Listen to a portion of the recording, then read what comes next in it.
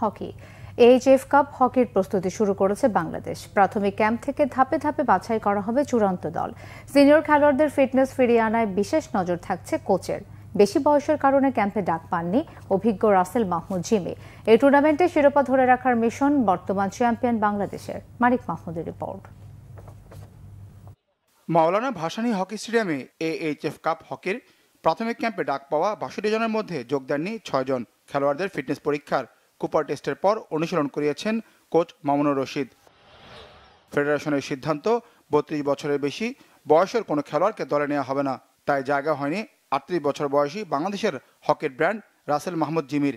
আগামী ১৭ থেকে ২৭ এপ্রিল ইন্দোনেশিয়ার জাকার্তায় হবে ৭ম এইচএফ কাপ হকি। তারুণ্য আর অভিজ্ঞতার মিশেলে শক্তিশালী দল গড়ার চেষ্টা কোচের। খেলোয়াড়দের ফিটনেস ফেরানোটাই প্রথম চ্যালেঞ্জ তার। সব প্লেয়ারকেই একটু আমি দেখতে চাই এবং এখানে অনেক সিনিয়র প্লেয়ার আছে, তারা খুবই আমার জন্য এটা খুবই ভালো। তারা অনেক এক্সপিরিয়েন্স, তারা অনেক দিন থেকে ন্যাশনাল টিমে সার্ভিস দিচ্ছে। তারা ১৭ মাস হকির বাইরে, তাদেরকে যদি একটু কাজ করা যায় তারা কামব্যাক করবে এবং ভালো আমাকে ফিডব্যাক দেবে, আমি আশাবাদী। প্রথম স্টেপটা আমাদের হবে ফিটনেস লেভেলটা নিয়ে কাজ করা। ফিটনেস লেভেলটা যদি আমরা অ্যাচিভ করতে পারি নিঃসন্দেহে আমরা অনেক দূর আগায় যাব। এরপরে যেটা আসলে স্কিল তো আসলে শেষ হয় না, যার শুধু একটু ঘষা মাজা করলেই আমরা আসলে আগের অবস্থায় ফিরে আসি। আশরাফুলের কথাটা, ও আশরাফুল, আমিরুল এরা প্রিভিয়াস সময় ধরে ডমিনেট করে আসছে। এইচএফ কাপ হকিতে অন্যতম সফল দল বাংলাদেশ, ৪ আসরের চ্যাম্পিয়ন, কিন্তু ব্যর্থ এশিয়া কাপে।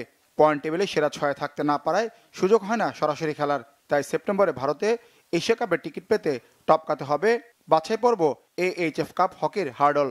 এখানে আপনার প্রায় 10টা টিম অংশগ্রহণ করবে। তো 10টা টিমের মধ্যে আমার মেন অপোনেন্ট আমি আশা করছি যে ওমান টিম ভালো খেলছে। এইচএফ কাপ খেলতে যাচ্ছে, এখানে আমাদের টার্গেট চ্যাম্পিয়নশিপ এবং এখানে প্রথম 4টা টিম নেক্সট এশিয়া কাপের 6টা টিমের সঙ্গে যুক্ত হয়ে 10টা টিম এশিয়া কাপ খেলবে। প্রথম ধাপের অনুশীলন শেষে আগামী 25 ফেব্রুয়ারি থেকে দ্বিতীয় দফায় অনুশীলন করবে মামুনুর রশিদের শিষ্যরা। মানিক মাহমুদ, বাংলা ভিশন, ঢাকা।